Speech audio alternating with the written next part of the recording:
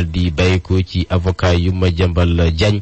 jëmale ci ki nga xamante ni moo di Yacine Fall jëriñu dénk wàllu ko yoon ñu wekki lépp loo xamante wax na ko ni ay kaddu ak it nag li ziko yi ni kay moom dafa daal dikk ci bàyyip néggandiku bu ñu daal di lankal Moustapha Diop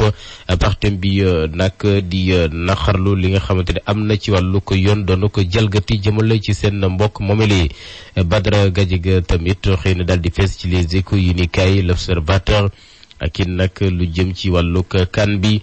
ci kulisu wàllug waajtaayu ko gaynde yi daal na ci dikkaat subaak tey gili Walf Quotidien tournée économique bu njiitum réew mi son excellence Bassirou Diomaye Diakhar Faye lan moo ko ci mën a fekk loole la daal di xëy moom subaak tey gili ay saaga waate ngañ waate wax lu tegginiwul ci mbaali jokkalo yi ay soxna nag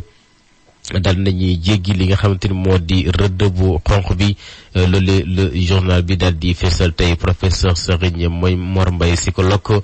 di càmbar la loole yi ak it nag ñi nga xamante ni ñoom ñoo di soxna yi li ñu yàkkante mbinim xëy ci internet bi jàpp na daal wéri dëkk xel ma ne su ko ci dàq benn yoon ak li nga xamante ni moo di yàquteeg jikko La Tribune yi ni kay ginnaaw téeméer ak juróom fukk ak ñeent ci ay fan yuñ ko tàj ci kasu bi ci Rebeuss Badara Gadiaga daal nay génn mel ni kon ku gagné li nga xamante ni moo di ab xare ci diggante ma gouvernement bi na leen la ko daal di dégtale juróom-ñaari góor jigéen yu ñu daal di jàpp ci Almadi loolu La Tribune daal di xëy yaatal tamit ginnaaw Jurbel góor jigéen yi ñi ngi gën di yaatu ci réewum Sénégal fekk nañ ci ñoom lépp loo xamante ni rek bépp xeetu ñaawteef bu bon la buñ daal di nekkee woon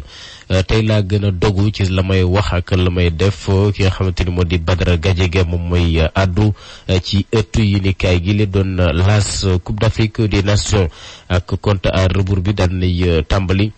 jamono jëli Le Soleil yi ni kay fa la nam xalimaam jëmale suwaak tey gili L'évidence yi ni kay wàllug tourisme Doudou Ñaña Diop mi ngi yëkkati ay kàddu ngir fànn googe ñi daal di koy déclate local yi ci diwaanug Kaolack ak grande coalition boo xamante ni la ñu ngi koy togg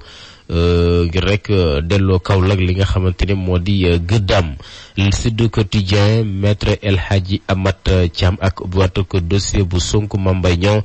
enjeu juridique ak politique lan moo ci am ci wàllug yoon ak li nga xam ne moo di politique loolee la daal di faram fàcci yéeni kaay gi di source a moom daal di dikkaat samedi tey yëgile Pape Thiaw dina daal di siiwal li mupp gaynde yi nga xamante ni ñooy dem ca Maroc ci wàllug kan bi fii la ñu daal di yamandi des di ko yaatal incha allah rabbi xibaar yi ci digg bëccëg gi